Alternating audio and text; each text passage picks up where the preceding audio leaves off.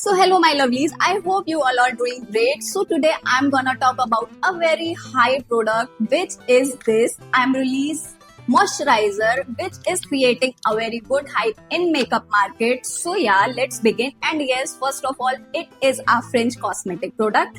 And second of all, I have purchased 30 ml variant, and yes, it also comes in 70 ml. Okay, quickly putting some light on pros of this product. You can use it in 4 ways. Here it is written, you can use it as a moisturizing cream, a makeup base as primer, or a moisturizing mask. You can use it every night if you have very much dry skin. And the fourth one is makeup remover base. Bro, it's really expensive and every single drop counts. So for makeup remover, I am so sorry because I'm not that rich yet to use Amberlee's as a makeup remover base. I mean, I even use toothpaste till the last drop, so nothing can go waste. Okay, I'm gonna use it on one side of my face.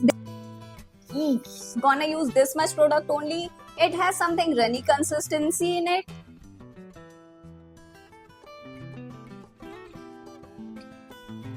Really supple my skin. You can see the shine here and nothing is here. You can absolutely see the difference between both sides. I have just noticed that this has two main ingredients in it, which is shea butter and aloe vera.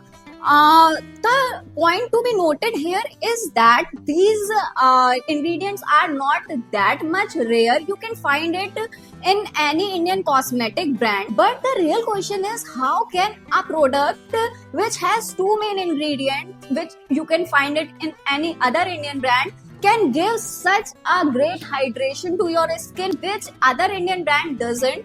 I am not defaming other Indian brands or other Indian cosmetic brands, but yeah, it has something in it which gives hydration, which gives you that glow which you want under your makeup. This one moisturizer has many benefits in it, but yes, if you find this moisturizer a really expensive one, you can use Cetaphil DAM moisturizer, which is a kind of dupe of this moisturizer.